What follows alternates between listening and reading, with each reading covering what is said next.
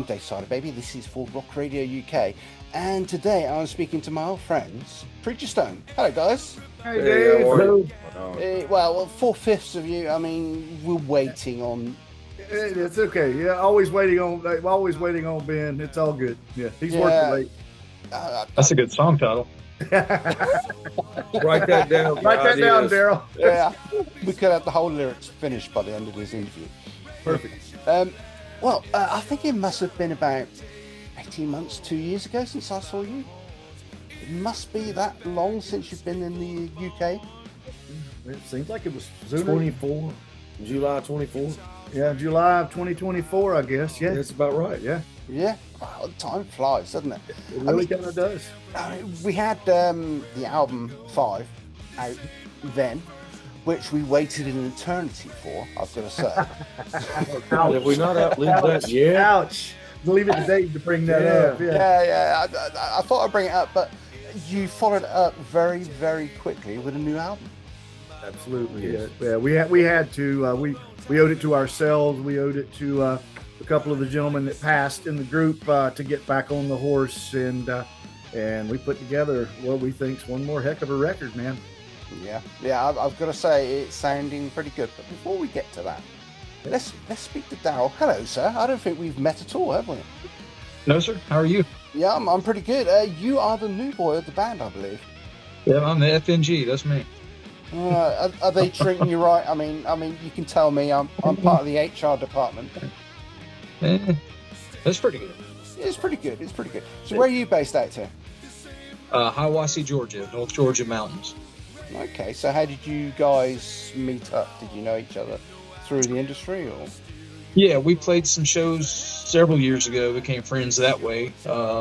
So I instantly became a fan of them and maintained a friendship, played a lot of shows over the years. And so it was a natural fit to me. So, because they were already really good friends. So Excellent. And you guys, I mean, how are you finding, fresh blood in the band? Is it? I mean, for me, music... I found him on a wanted ad in the back of a comic book. I don't know what he's talking about. We were buddies. It's a little sticky. It couldn't have been a better fit. I mean, he came in and like it, been there all along. We'd known Daryl. We knew his temperament. I mean, when we figured out we were going to fill that slot, which is a major slot to fill. It couldn't just be like, going to go out and find, the best possible guitar player when everything. It's got to be the right guitar player, the right fit for the band, the right temperament for the group, certain type of person. It just so happens that he was the best guitarist for the job, and we knew him. And he's about 4 hours away, I guess. Daryl, does it take you about 4 hours to get up here to rehearse? almost exactly 4 hours. Yeah, and so, I mean, we told him, we work a little different than most bands.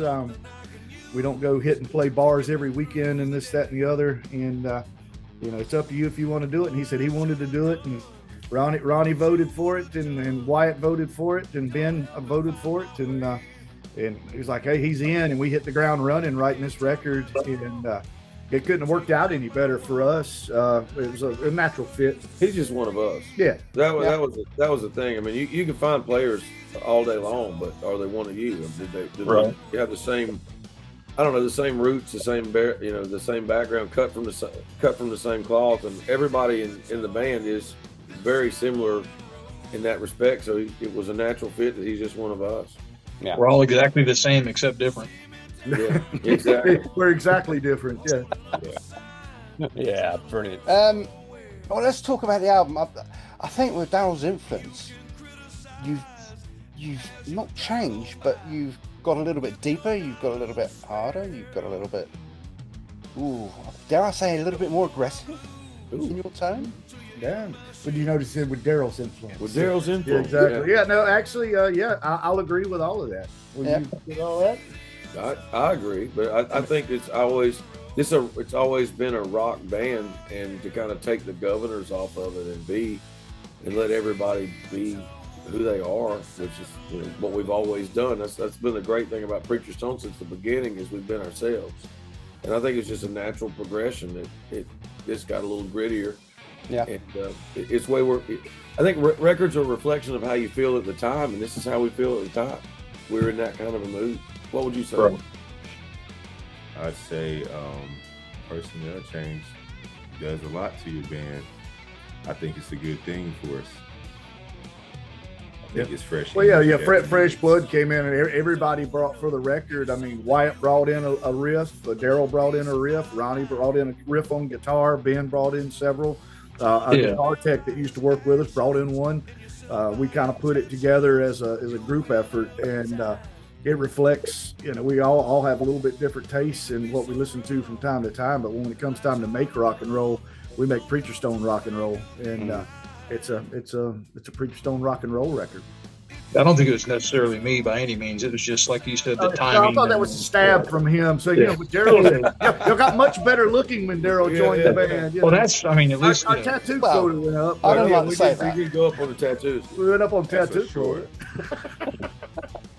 at least 20% better looking, right? 20% better looking. I was going to go for 30. Oh, Dave, you're killing me, baby. I like him a lot. It's all right. You can pay me later. So when it came to writing the album, were you all in together with Daryl as well, just bringing it all in together? That's the way it works. That's the way it works. Somebody comes up with an idea, and you bring it to the rehearsal. You either make the phone recording, or you make the whatever kind of recording, or you just bring it up and show it to the guys. And you may have how you think it's going to go in your mind, but that's probably not the way it's going to end up. And one of the things that I think has been a strength of this band is that we try it. If somebody's got an idea, we try it, because it's easier to try it than it is to discuss it for an hour. We'd rather just go, oh, that's great, or no, that ain't it. And once you try it, everybody knows it either wins or it loses. Yeah, you'll know if it's going to work or not once you start getting into it, and there's no dumb ideas, to rob a cliche, but I don't know, some ideas are dumb. You just got to try them first. Like he said earlier, I mean, you take the song Last to Know, that Wyatt comes in with a keyboard idea, and that we built that off of the parts that he came up with. So it was different in the writing aspect, because one of our primary songwriters is no longer with us, and the load falls on other people. So somebody else has got to come up with the riff, or somebody else has got to come up with the chord progression of the idea. But I think it's a real unifying process that we all, the songwriter credits reflect the fact that this is a group effort. We all worked our ass off on this one. Plus, it was very fluid too. Yeah, it has some of the songs really hit home. I wrote that riff on Johnny Webb's organ. Yeah. Johnny bequeathed his Hammond to Wyatt. Wyatt's wrote the idea for the lick, because he's a hell of a keyboard player, and wrote it on Johnny Webb's keyboard. I've seen you on the cruise at 2:00 in the morning. Yeah. You can find him in a piano bar at 2:00 in the morning. Yeah, playing by himself with a bunch of girls hanging around. So not a whole lot of men there. Not a whole lot of men there. It's not a sausage fest. Nah. But if they are there, it's because their wives made them. But it's okay. We have a good time. But I think that to me, that's the most exciting thing about being in a band, is putting 4 or 5 guys in a room and going, okay, I've got an idea. What do you think? That's a dangerous proposition too, though, because and it's on. Oh yeah. And then it, the way our process generally works is we get it in shape, we get it in a form or in an arrangement, and then it has to be about something, and then the challenge of writing the lyrics or making it a song come into it. It's a glorious and terrifying process all in the same time. Slide on in here. Ben Robinson. Hey, look at this. Hey, oh, he's in there. You got the full band. Oh yeah. Mount Rushmore. Mine is. What's up, brother Ben? Yeah. He's down in the Badlands. Yeah. That show. Badass show. How you doing, Ben? You're looking a bit stressed and hassled, so you're all right. Well, there's a lot of traffic to get over to this side of the world. A lot of slicks between here and there. Yeah, but I'm all good. Excellent. Well, we were just talking about you, so nothing to worry about, nothing bad. He's here now. He can watch the interview.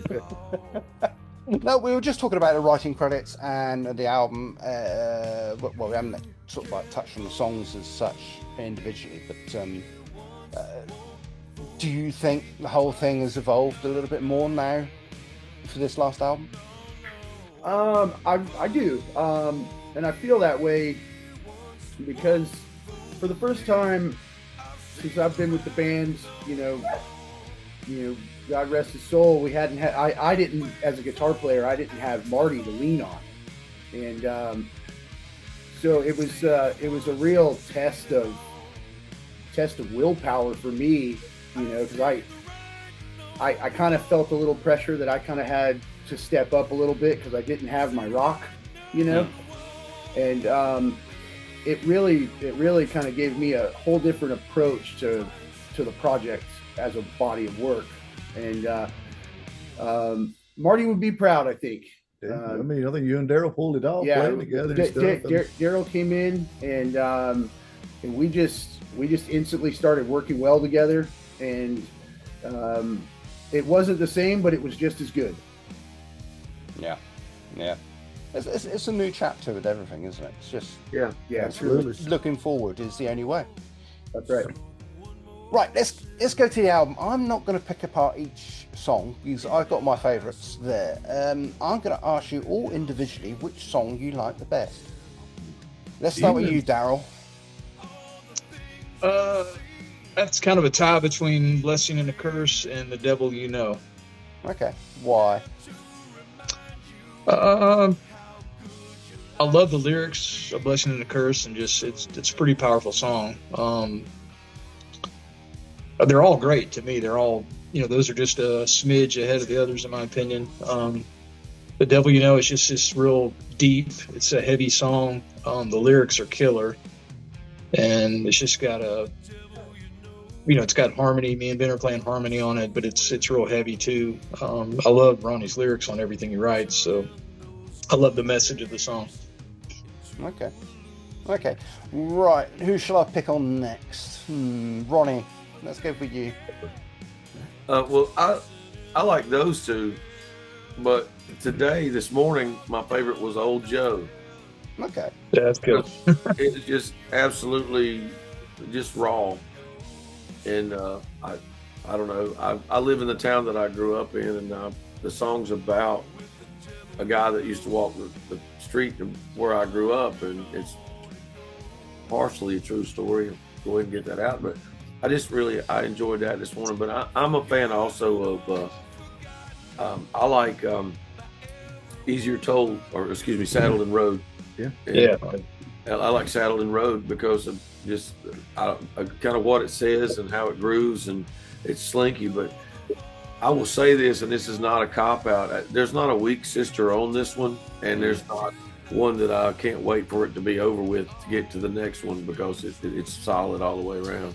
It is a solid album, I will give you that. Wyatt, what about you?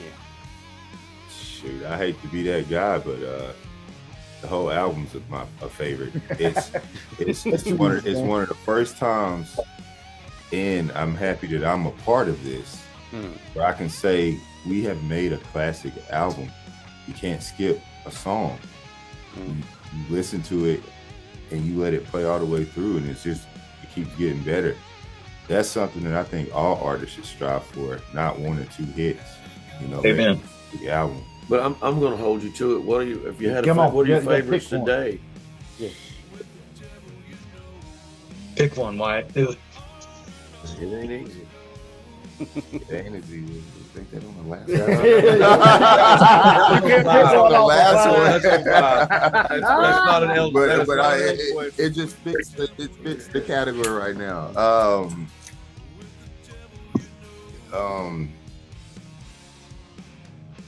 What's that rock unit?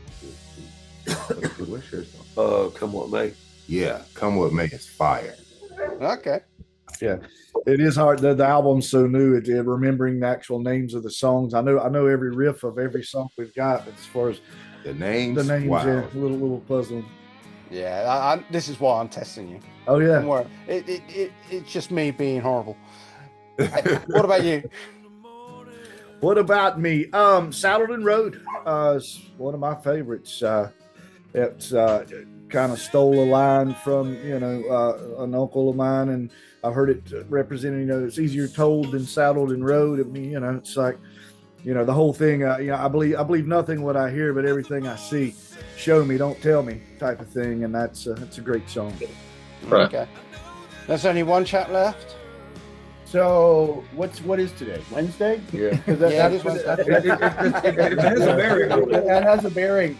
It really, as far as picking a favorite, it's really kind of what mood I'm in at that particular moment in time. But if I had to overall choose my favorite off the album, it would definitely be "Devil You Know." Yeah. I think the rest of the record, it's straightforward rock and roll.